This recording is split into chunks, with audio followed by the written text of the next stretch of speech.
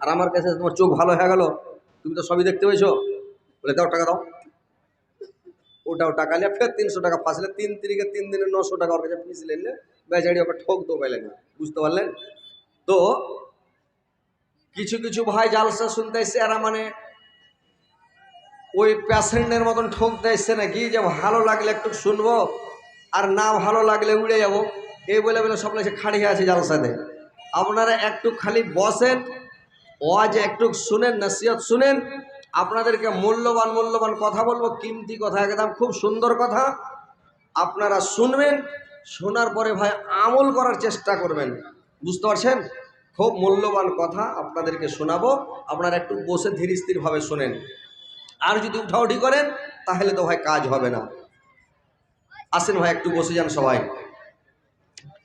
আমায় গাইতে দাও দয়াল, বাধা দিও না,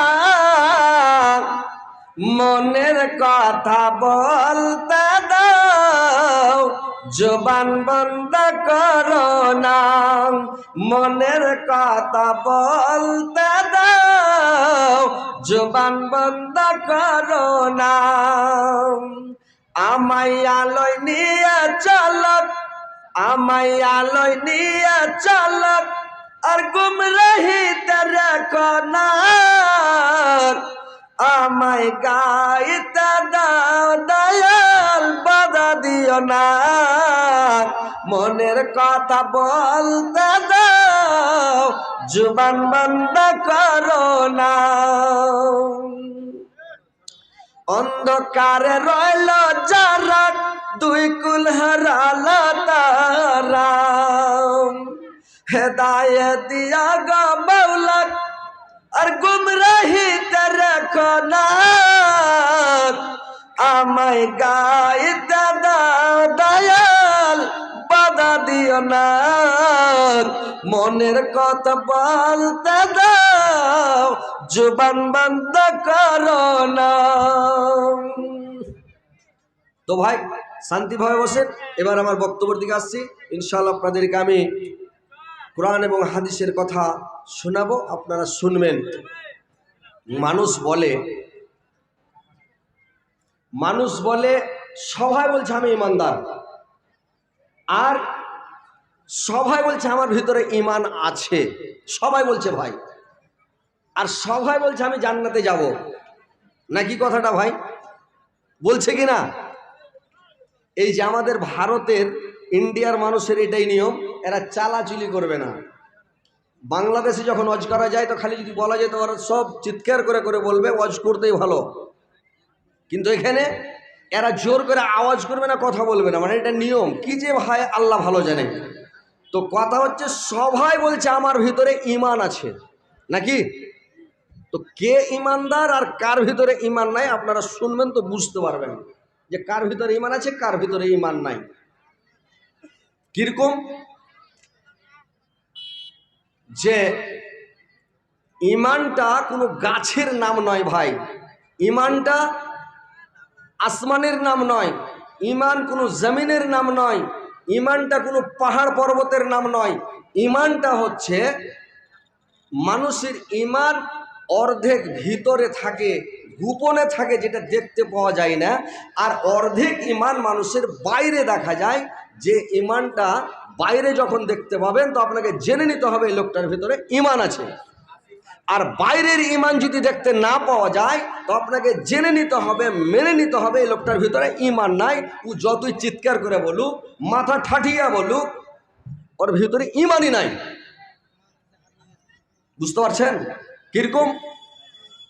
যে ঈমান নাই, যে অর্ধেক ঈমান বাইরে দেখা যায়, সেটা হচ্ছে নমাজ। বাইরের ঈমান হচ্ছে ভাই নমাজ। যে নমাজ পড়ে, সালাত আদায় করে, ওর ভিতরে ঈমান আছে। আর যে ব্যক্তি নমাজ পড়ে না, ওর ভিতরে ঈমান নাই। ও যতই বলুক আমার ভিতরে ঈমান আছে, শুনলেই বুঝতে পারবেন যে কতটা ঈমান ওর ভিতরে আছে আর কতটা ঈমান নাই। যে সালাত আদায় করে, নমাজ পড়ে, ওই লোকটার ভিতরে ঈমান আছে। কিরকম ঈমান আছে? যে লোকটার ভিতরে ঈমান কেমন আছে? শুনেন, তাহলে বুঝতে পারবেন কেমন ইমান মানুষের ভিতরে আছে আর বাইরে কি ইমানটা আছে। যে আল্লাহ পাক কোরআনের মধ্যে বলছেন, সূরা মায়দা 6 নম্বর আয়াত, আল্লাহ পাক কোরআনের মধ্যে বলছেন যে কি বলছেন, ইয়া আইয়ুহাল্লাযীনা আমানু ইযা কুমতুম ইলাস সালাতি ফাগসিলু ওয়াজহাকুম ওয়া আইদিয়াকুম ইলাল মারাফিকি ওয়ামসাহু বিরউসিকুম। আল্লাহ পাকে কোরআনের মধ্যে বললেন, এরে মানুষ, যখন তোমরা সালাতের জন্য যখন তোমরা দণ্ডমান হবে, মানে দাঁড়াবে, তো যখন তোমরা দাঁড়াবে তখন তোমার মুখটাকে তোমরা, তোমার মুখমণ্ডলটাকে এবং হাতটাকে কোনো পর্যন্ত তোমরা ধুয়ে নিও, আর তোমরা মাথাটাকে মাসা করে নিও, আর তোমরা পাটাকে গাঁট পর্যন্ত তোমরা ধুয়ে নিও। আর যদি তোমরা অপবিত্র থাকো তাহলে তোমরা পাক হয়ে যাও, তোমরা অপবিত্র থাকলে তোমরা পাক হয়ে যাও। আর যদি তোমরা অসুস্থ থাকো, কিংবা তোমরা সফরে থাকো, কিংবা তোমরা পায়খানা করে এসো, কিংবা বিবিদের সঙ্গে মিলামিশা করে এসে থাকো, তোমরা যদি গোসল করার জন্য পানি না পাও তাহলে পবিত্র মাটিতে মানে পবিত্র মাটি দ্বারা তোমরা তায়াম্মাম করে নিও, পবিত্র মাটি দিয়ে তায়াম্মাম করে নিও, হাত মেরে মুখটাকে মাসা করে নিও। আল্লাহ পাক তোমাদের ওপর কোনো সমস্যা সৃষ্টি করতে চান না, আল্লাহ পাক তোমাদের শুধু চায় পবিত্র করতে রে ভাই। আল্লাহ পাক চান তোমাদের পবিত্র করতে। তো যে লোকটার ভিতরে ঈমান আছে, যে লোকটা সালাত কায়েম করেন, নামাজ পড়ে, ওই লোকটা যদি অপবিত্র থাকে, নাপাক থাকে, ওই লোকটাকে আপনি মসজিদে নিয়ে যেতে পারবেন? বলুন তো ভাই। যে লোকটা ফরজ গোসল করেনি, যে লোকটা বিবির সঙ্গে মিলামেশা করেছে, স্ত্রীর সঙ্গে সঙ্গম করেছে, প্রেম করেছে, ভালোবাসা করেছে, মানে তার সঙ্গে যে স্ত্রীর সঙ্গে মিলামিশা করার পরে যদি ফরজ গোসল না করে থাকে, লোকটাকে ধরে আপনি মসজিদে নিয়ে যেতে পারবেন না, তার মানে ওর ভিতরে ঈমান আছে, ও যাবে না। লোকটার হাতে কোরআন দিতে পারবেন না, লোকটা কোরআন হাতে নিবে না, তার মানে লোকটার ভিতরে ঈমান আছে। নামাজি লোক কোনোদিন অপবিত্র হয়ে বেশিক্ষণ থাকবে না। নামাজি লোক যে সালাত কায়েম করে, নামাজ পড়ে, ওই লোকটা যখন পেচ্ছাব করে, পেচ্ছাবের বুঁদগুলো মানে জাররা জাররা হয়ে, মানে বুঁদগুলো ছিটে পড়ে, যদি কাপড়ে পড়ে যায়, পৃথিবীর কোনো মানুষ দেখতে পায় না, জানতে পারে না, কিন্তু দেখতে পায় যে বুঁদগুলো ছুটে, ফুহরাগুলো একবারে ছোট ছোট নুঙ্গিতে পড়েছে, নুঙ্গিটাকে চেঞ্জ করে দেয়। আর নাহলে করে কি, যদি কাপড় শরীরে ভরে সেগুলোকে সাফ করে দেয়, বিনা সাফ করার আগে মসজিদে যাবে না, নামাজ পড়বে না। আর যদি কাপড়ে ভরে, কাপড়টাকে চেঞ্জ করবে, না হলে কাপড় পাল্টাবে, না হলে গোসল করবে, কিন্তু ওই পেচ্ছাব লাগা কাপড়ে মসজিদে যাবে না, আল্লাহর ইবাদত করবে না। তার মানে জেনে নিতে হবে লোকটার ভিতরে ঈমান আছে রে ভাই। এটা হলো ভিতরিয়া ঈমান।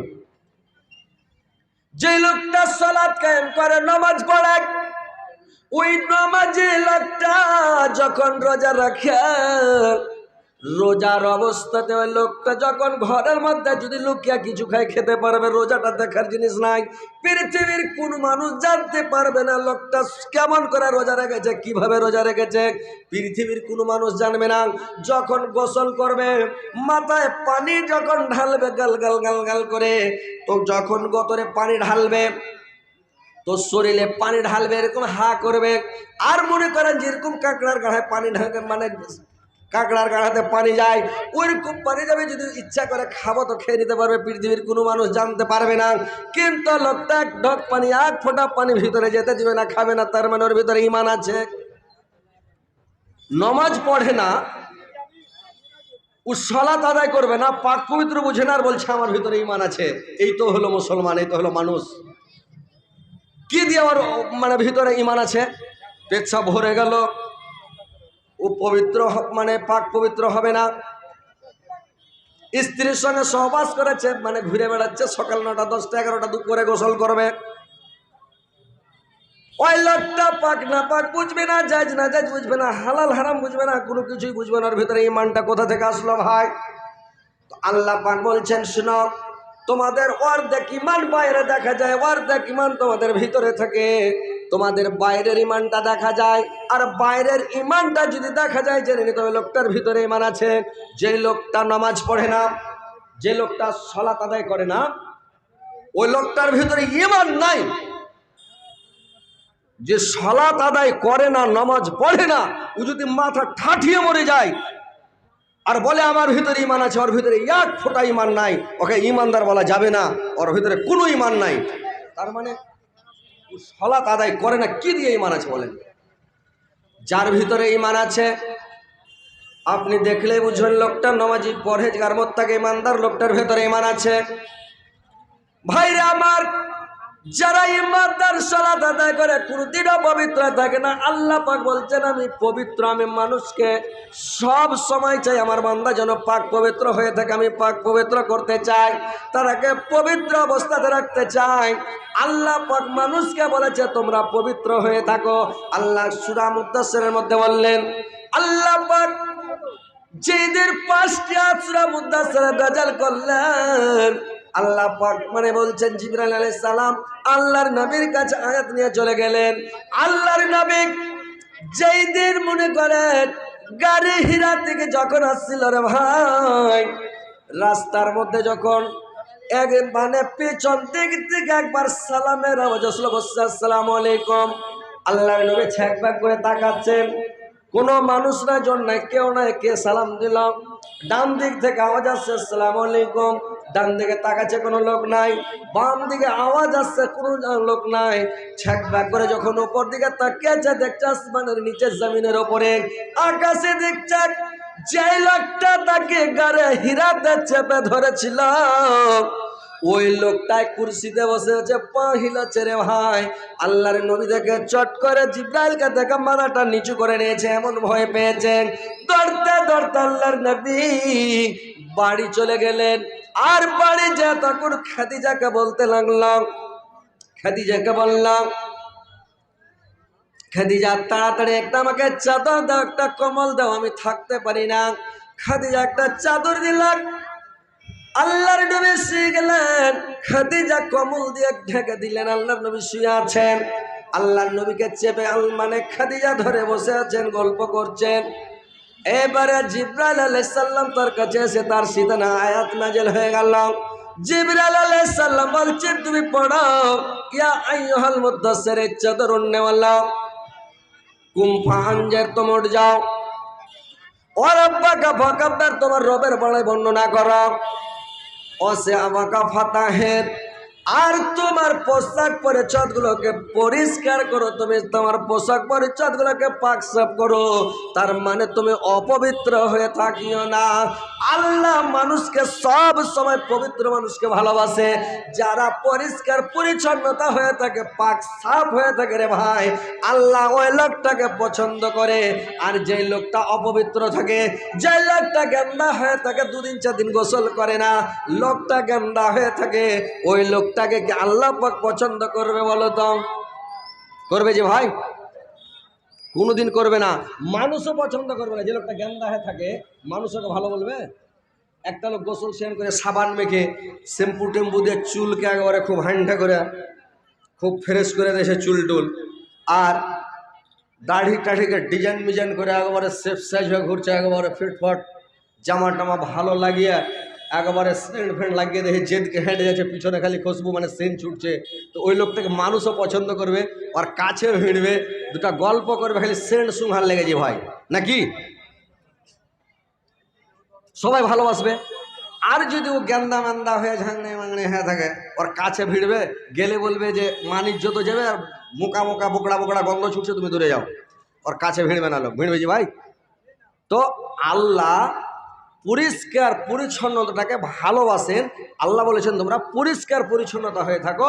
আর যখন তোমরা সালাত আদায় করতে আসবে, নামাজ পড়তে আসবে, তখন তোমরা পাক পবিত্র হয়ে, তোমরা পাক সাফ হয়ে আমার কাছে এসো, আমার ইবাদত বান্দি করো। আমি পরিষ্কার পরিচ্ছন্নতা লোককে ভালোবাসি। আর আপনার পোশাক পরিচ্ছদ সব যেন ভালো থাকে। আল্লাহ পাক বললেন যে তুমি তোমার পোশাক পরিচ্ছদগুলোকে পাক পবিত্র করো। আর শুয়ে থাকলে হবে না, আর ঘুমালে হবে না, উঠো। ইয়া আইয়ুহাল মুদ্দাসসির, আয় চাদর নে বলো উঠো। আর ঘুমালে হবে না, শুয়ে থাকলে হবে না, উঠে যাও। তখন এই আপনারা কেন উঠছেন ভাই? বসেন না আপনারা, আপনারা বসেন না জি ভাই।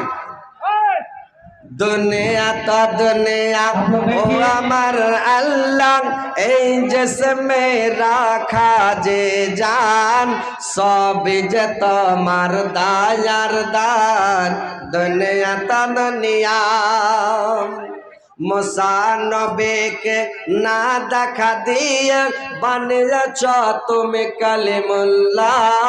ইসমাইল নবী জবাই না হয়ে গেল জবিহুল্লাহ। দুনিয়া তো দুনিয়া, দুনিয়া তো দুনিয়া ও আমার আল্লাহ, এই জিসমে রাখা যে জান।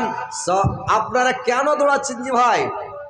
আপনারা বসেন না। তোবা তোবা, এরা কি লোক রে ভাই?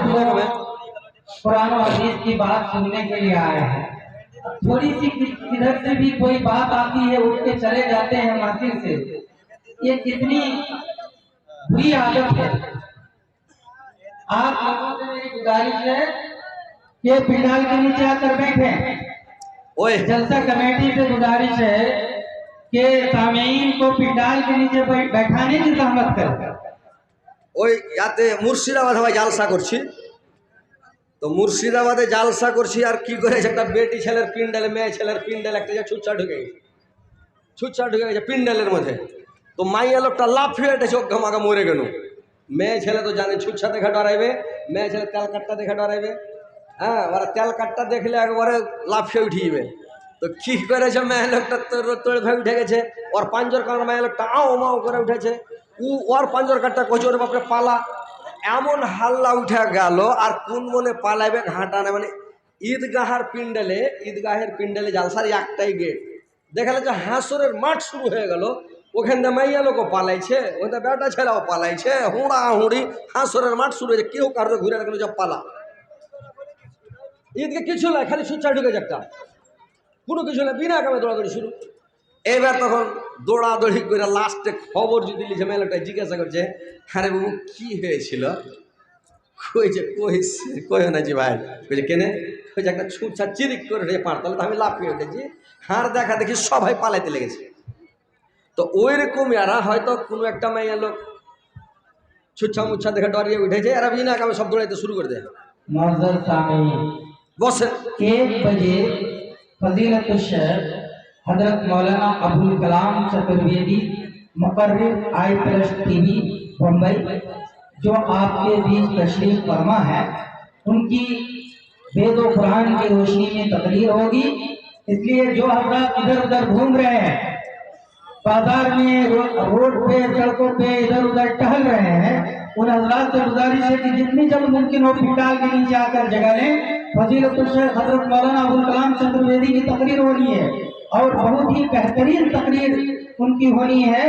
इसलिए आप हजरात से गुजारिश है कि पंडाल के नीचे जितनी जल्दी मुमकिन हो आकर जगह लें। বসেন, আপনারা শোনেন। আচ্ছা যাক, আলহামদুলিল্লাহ, বসেন। এবার শুনেন ভালো করে, কথাগুলো ধ্যান দেন যে আল্লাহ পরিষ্কার পরিচ্ছন্নতাটাকে ভালোবাসেন। তো আপনার ভেতরে ঈমান আছে, যদি আপনি পরিষ্কার পরিচ্ছন্নতা হয়ে থাকেন, পাক সাফ হয়ে থাকেন, তাহলে আপনার ভিতরে ঈমান আছে। আর যদি আপনি পরিষ্কার পরিচ্ছন্নতা হয়ে না থাকেন, আপনার ভিতরে ঈমান আছে যে ভাই? ঈমানটা থাকবে? বলেন, আপনার ভিতরে ঈমান থাকবে না, ঈমানটা চলে যাবে।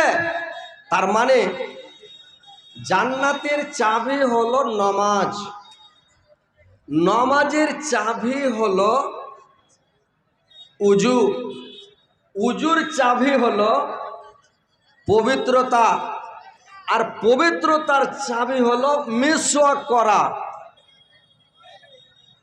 পবিত্রতার চাবি হলো মিসওয়াক করা। আপনাকে যখন পবিত্রতা অর্জন করবেন, আপনাকে মিসওয়াক করতে হবে, দাঁতন করতে হবে, দাঁতগুলোকে সাফ করতে হবে, পরিষ্কার রাখতে হবে। আর যদি আপনার দাঁত অপবিত্র থাকে, দাঁত গ্যান্দা হয়ে আছে, দাঁতের মধ্যে মোল ঢুকে আছে, ভেদ ভেদা হয়ে আছে, ওই লোকটা পাক হবে যে ভাই, সাফ হবে ওই লোকটা যে ভাই। হ্যাঁ, যদি গ্যান্দা লেগে থাকে সাফ হবে? আল্লাহর নবী জিবরাইল আলাইহিস সালাম যখনই আল্লাহর নবীর কাছে আসতেন, আল্লাহর নবীকে বলতেন, জিবরাইল ফার্স্টে এসে বলতেন, সালাম দিতেন। সালাম দেওয়ার পরে জিবরাইল সালাম বলতেন, আপনি মিসওয়াক করেছেন? আল্লাহর নবী বলতেন, জি মিসওয়াক করেছি। যখনই আসে ফের এসে সালাম দিয়ে বলছে, আপনি মিসওয়াক করেছেন? বললে হ্যাঁ মিসওয়াক করেছি। তো সব সময় যদি মিসওয়াকের কথা বলে তো একটা লোককে শরম লাগবে না যে ভাই? এটা শরমের কথা যে মিসওয়াকের কথা কেন বলছে বারে বারে। তো আল্লাহর নবী বলছেন, আমাকে এত শরম লাগলো, এত শরম লাগলো, সুবহানাল্লাহ, আমার মনে হচ্ছে আমার মুখটাকে ছিলে দিই, আমার দাঁতগুলোকে ছিলে দিই, যেন দাঁত না থাকে, যেন বলতে না পারে আমি মিসওয়াক করেছেন, মিসওয়াক করেছেন। মিসওয়াকের তাগাদ আল্লাহ পাক এত দিয়েছেন যে তোমরা মিসওয়াক করো। মিসওয়াকের অনেক গুরুত্ব রয়েছে, অনেক ফজিলত রয়েছে রে ভাই।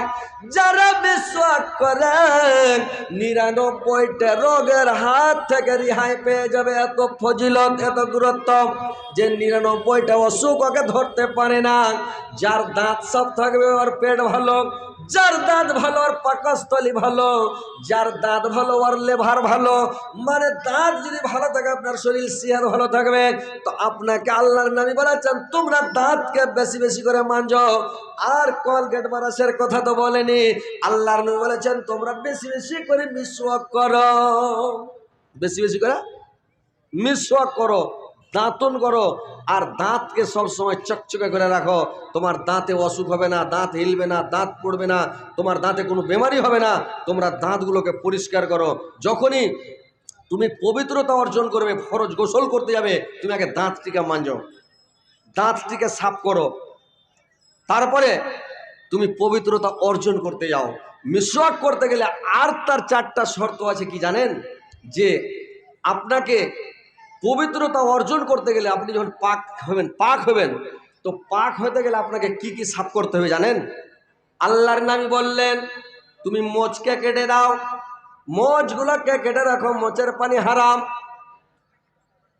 আর তুমি কুনিগুলোর নখগুলোকে কাটো, তুমি নখগুলোকে কেটে রাখিও। নখের মধ্যে কুনির মধ্যে নাপাকি লুকিয়ে থাকে রে ভাই। মই যদি ঢুকে থাকে আপনার এখানে, গেন্দা জিনিস ঢুকে থাকে, ডান হাতে কম থাকবে, বাম হাতে গেন্দা সাফ করছেন, গেন্দাটা ঢুকে থেকে যাবে, ময়ল মাটি লেগেছে আর ভিতর শুকাম, আপনি গোসল করবেন, ওখানে পানি পৌঁছবে না।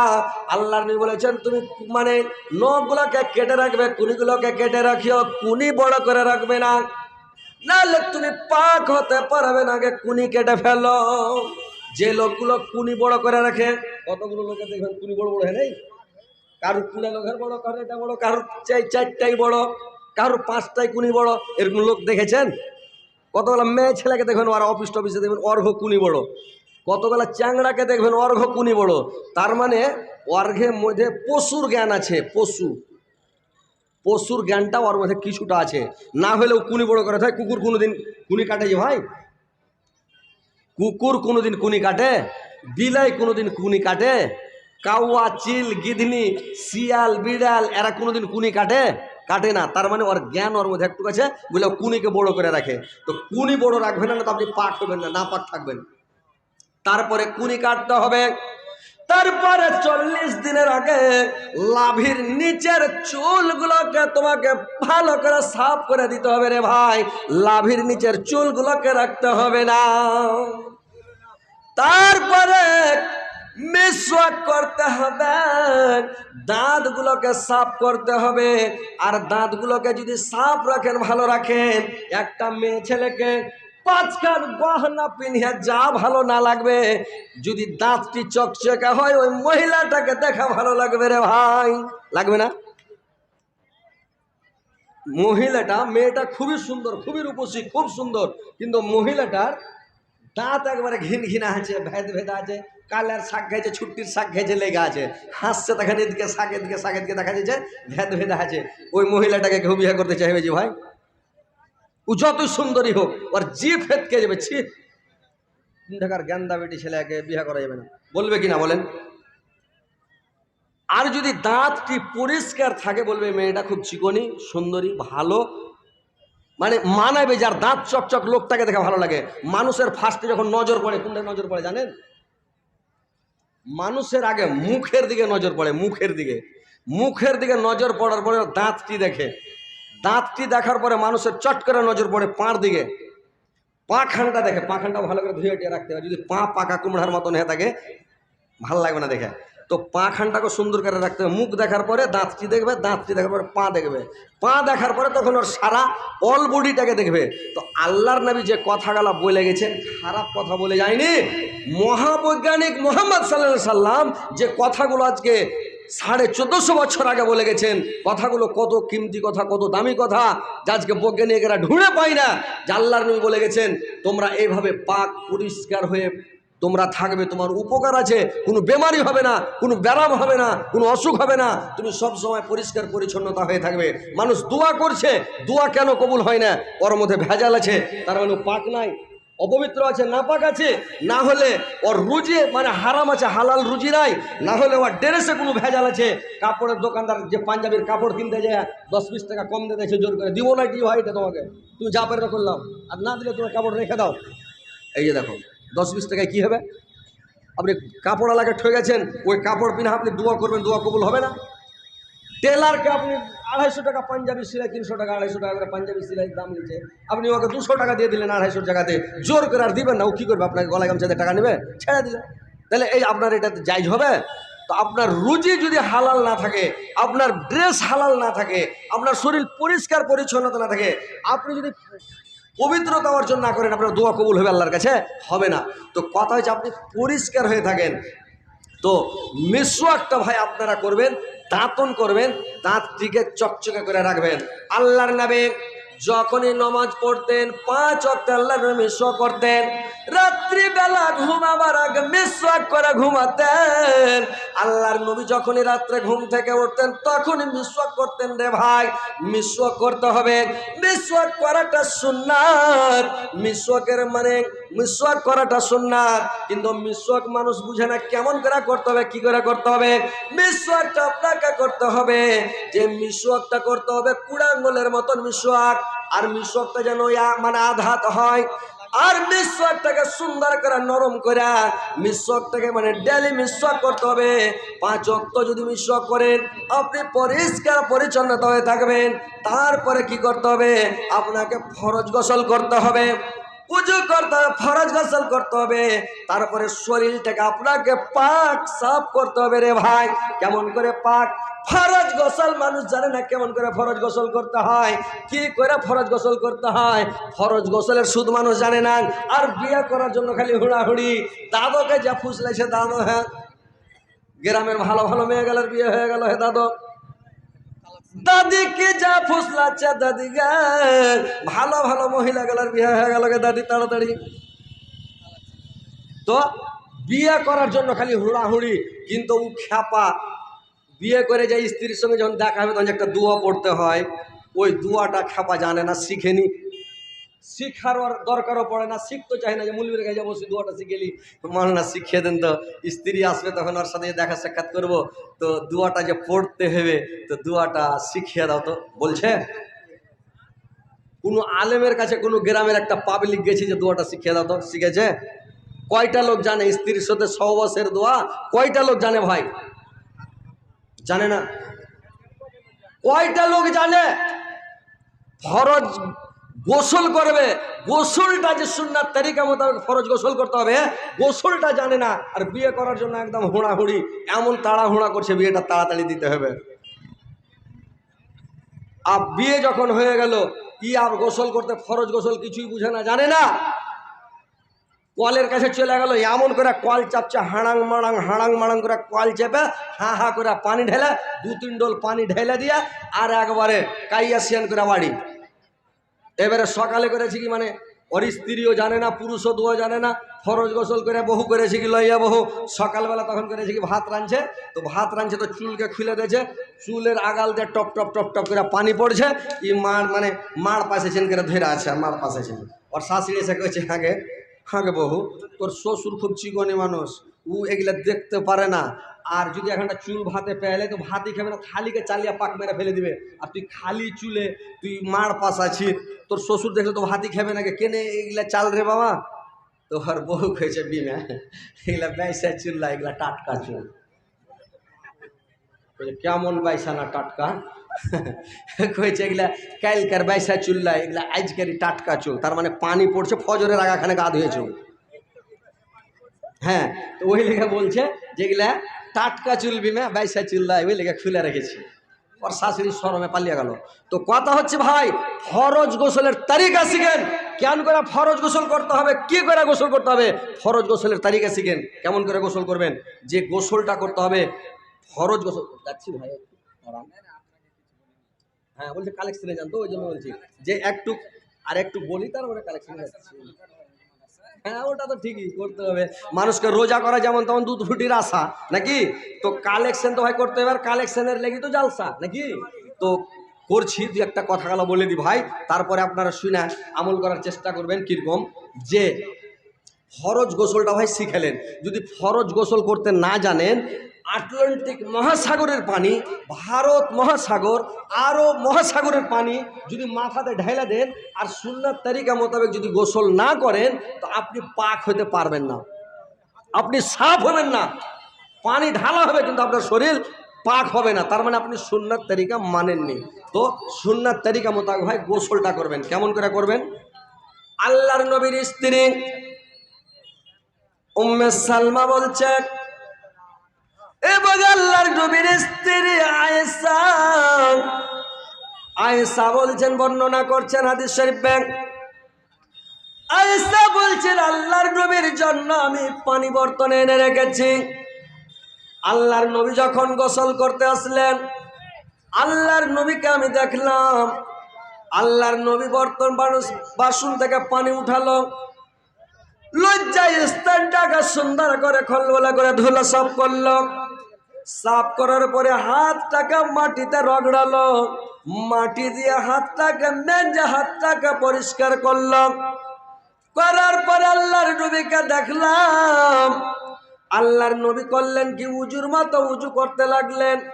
যেমন উজু করে 3 বার হাত ধুলেন, 3 বার নাকে পানি দিলেন, কুলি করলেন, মুখ ধুলেন, এখান থেকে হাত ধুলেন, মাসা করলেন, শুধুমাত্র পাটা খালি ধুলেন না, পাটা বাকি রেখে দিলেন। এইবার আল্লাহর নবীকে আমি দেখলাম, হযরত আয়েশা বর্ণনা করছেন যে আল্লাহর নবীকে দেখলাম, আল্লাহর নবী 3 আঞ্জলা পানি, 3 খাওয়াল পানি উঠালেন আর মাথাতে দিয়া দিলেন, আর মাথাতে দিয়া জুত করে এরকম করে ভিজালেন, লোক দিয়া দিয়া দিয়া দিয়া খিলাল করা করে চুলের ভিতরে ভিজালেন, যেন চুলের ভিতরটা যেন শুকনা না থাকে, চুলটা যেন পরিমাণে ভালোভাবে ভিজে যায়। একটা চুল যদি শুকনা থেকে যায়, আর যদি আপনি সারা রাত্রি সারা দিন মাথায় পানি ঢালেন, আর যদি চুল একটা শুকনা থাকে, আপনার শরীর পাক হবে না। আয়েশা বললেন আল্লাহর নবীকে দেখলাম খিলাল করে করে চুলের ভিতরে আঙ্গুল ভরে ভরে সুন্দর করে ভিজালেন, সারা শরীরটাকে সুন্দর করে ধুলেন। ধোয়ার পরে একটু দূরে সরে গেলেন, দূরে সরে যাওয়ার পরে পাটাকে ধুয়ে নিলেন, আর পাটাকে পরিষ্কার করার পরে আল্লাহর নবীকে দেখলাম মাথা মুছা কাপড়টা চেঞ্জ করে নিলেন, আর ওই উজুতে আল্লাহর নবী ফজরের নামাজ পড়লেন, নামাজ পড়তে চলে গেলেন। তো এইভাবে আপনাকে উজু করে সুন্দর করে গোসল করতে হবে ভাই। আর যদি আপনি কলের কাছে গেলেন আর হাকাম বাকাম করে কল চাপলেন আর পানি ঢাললেন, কল চাপলেন, পানি ঢাললেন মাথাতে, পাক হবেন যে ভাই। কাইয়া সিয়ান করা হলো, কাওয়াগুলো পানিতে যায়, ফাটফাট করে পাখা ঝোলায় না দিয়ে, তখন পানির একটু ছিটিয়া মিটা গা ধুয়ে ও তখন একবারে মন ফিরে হলো, পাখাটাকে ঝেড়ে উঠে হলো, গোসল করে নিয়েছি। তো ওইরকম আপনি কলের কাছে 2-4 ডোল পানি ঢেলে চলে এলেন, আপনি পাক হলেন না। সুন্নাত তরিকা মোতাবেক আপনাকে গোসল করতে হবে, পাক হতে হবে, তাহলে আপনি পাক হবেন। আর যদি সুন্নাত তরিকা মোতাবেক গোসল না করেন আপনি পাক হবেন না। ভালো করে শুনেলেন, খালি বিয়ে করার জন্য সব হুড়াহুড়ি আর শিক্ষা অর্জন করবে না, মাওলানার কাছে যাবে না, মুলবির কাছে যাবে না, মাওলানা কি করে গোসল করবে একটু শিক্ষা দেন তো, বলবে না। দুয়াটা কি পড়তে হবে এটাও জানবে না। তো কথা হচ্ছে ভাই, যে লোকটা ফরজ গোসল করতে জানে না ওই লোকটার ভিতরে ঈমান আছে? ওই লোকটার ওকে ইমানদার বলা যাবে? ইমানদার কাকে বলা যাবে? যে লোকটা পরিষ্কার পরিচ্ছন্নতা হলো, তারপরে আপনার এটা বাহির সাইড পরিষ্কার হলো, আপনার ভিতরটাকে, আপনি যখন ইমানদার আপনার ভিতরটাকে পরিষ্কার করতে হবে। কি করে করতে হবে জানেন? আপনার ভিতরটাকে পরিষ্কার করতে হবে, অন্তরটাকে পাক করতে হবে, অন্তরটাকে সাফ করতে হবে। কি করে? তোমার অন্তরের মধ্যে যেন কোন রকমের হিংসা বিদ্বেষ না থাকে। তোমার ভিতরটাকে হিংসা থেকে পাক করতে হবে, হিংসা না থাকে। তোমার ভিতরে লোভ লালসা না থাকে। তোমার ভিতরে যেন কোন রকম অহংকার না থাকে। তাহলে তোমার ভিতরটা পরিষ্কার হবে। এটা সৎশীল সলেহিনদের তাহরা। তারপরে আপনার অঙ্গ প্রত্যঙ্গ গুলোকে পাক করতে হবে। খালি শরীর পাক করলে হবে না, নাপাক অবস্থাতে। আপনার অল বডিটাকে পরিষ্কার করতে হবে, অঙ্গ প্রত্যঙ্গ গুলোকে। মুখ দিয়ে গীপত করতে হবে না, মুখ দিয়ে মিথ্যা কথা বলতে হবে না, চোখ দিয়ে খারাপ জিনিস দেখতে হবে না, কান দিয়ে খারাপ জিনিস শুনতে হবে না। সারা শরীরটাকে পাক রাখতে হবে, খারাপ কাজ থেকে, অন্যায় থেকে, বিভিচার থেকে বেঁচে থাকতে হবে। তাহলে আপনি পরিষ্কার পরিচ্ছন্নতা হয়ে থাকবেন, পাক সাফ হয়ে থাকবেন। এইগুলো হলো সিদ্দিকদের তাহরাত। সিদ্দিকদের তাহরাত, যারা সৎশীল সলেহীন লোক, ওরা এইভাবে পরিষ্কার পরিচ্ছন্নতা হয়ে নমাজ পড়ে আপনি জান্নাতে যেতে পারবেন না, রোজা রেখে আপনি জান্নাতে যেতে পারবেন না। নাহলে দেখান একটা হাদিস, যে আপনি হাদিস দেখান যে নমাজ পড়েও জান্নাতে যাবে, রোজা রেখে জান্নাতে যাবে, হজ করে জান্নাতে যাবে, যাকাত দিয়ে জান্নাতে যাবে। একটা হাদিস দেখান যে কোথায়, এটা দেখাতে পারবেন না আপনি যে লোকটা নমাজ পড়ে জান্নাতে চলে গেছে। আপনার আখলাক, চরিত্র, আপনার ব্যবহার ভালো করতে হবে, ভালো ব্যবহার দেখাতে হবে। পাড়া প্রতিবেশীর সঙ্গে ভালো ব্যবহার করেন, দোষ বন্ধুর সাথে ভালো ব্যবহার করেন, দেশের লোকের সাথে আপনি মহব্বত করেন, সবারই সাথে ভালো থাকেন। যেই দিন আপনি মরে যাবেন, সারা দেশের লোক তোমার জন্য যেন কাঁদে, তোমার জন্য যেন পস্তায়, তোমার জন্য যেন ধিয়ায়, তোমার জন্য যেন দোয়া করে। আরে লোকটা মরে গেল, লোকটা খুব ভালো ছিল, লোকটা খুব সুন্দর ছিল, কারোর সাথে কোনোদিন ঝগড়া করেনি, মায়ের পিট করেনি, লোকটা দাঙ্গা ফাসাদ করেনি, লোকটা খুব ভালো ছিল ভাই, বিপদের সময় পাশে দাঁড়াতো, বেমারি পড়লে দেখতে যেত, গরিব লোককে সাহায্য করত, লোকটা ভালাই করতো। তো ভাই আপনি এই কারণে আপনার আমল দেখে, ব্যবহার দেখে, চরিত্র দেখে আল্লাহ পাক আপনাকে জান্নাতে দিবে। আর যে বলবেন নামাজ পড়ে জান্নাতে যাবো, আপনি জিন্দেগিতে নামাজ পড়ে জান্নাতে যেতে পারবেন না। তো কথা হচ্ছে ভাই, যে আমি আপনাদেরকে অনেক কথা আছে পবিত্রতা সম্পর্কে। আমি মনে ভাবলাম যে পাক পবিত্র সম্পর্কে অনেক কথা বলবো, অনেক কথা আছে, কিন্তু অনেক কথা বলতে যে অনেক কথা বলবো, সময় কম। তার মানে আমি সেকেন্ড বক্তা, আবার একজন প্রধান বক্তা আছে আপনাদের, ওনার মুখ থেকে ওয়াজ শুনবেন। তো যাই হোক, আমি শেষের বেলা আপনাদের কাছ থেকে আমি কিছু একটু কালেকশন নিব ভাই। এটা মাদ্রাসার জালসা নাকি? মাদ্রাসার জালসা। তো কথা হচ্ছে ভাই, এটা আল্লাহর ওয়াস্তে কিছু দান দিয়ে যাবেন। এটা হচ্ছে নবীর মাদ্রাসা, এটা হচ্ছে এতিম মাদ্রাসা। শামসের আলীর বেটি পারে না, ওই লেগে 100 টাকা দিয়েছে, তো দোয়া চেয়েছে যাতে পারে আর কি। ঠিক আছে ইনশাআল্লাহ। আল্লাহ শামসুল আলীর বেটে, আল্লাহ শামসের আলীর বেটি 100 টাকা দিয়েছে। আল্লাহ অসুস্থ আছে, বেমারি আছে, আল্লাহ তার বেমারিকে দূর করো, অসুখকে দূর করে দাও, শরীর স্বাস্থ্যকে ভালো করো, আল্লাহ তার বেমারিকে দূর করো।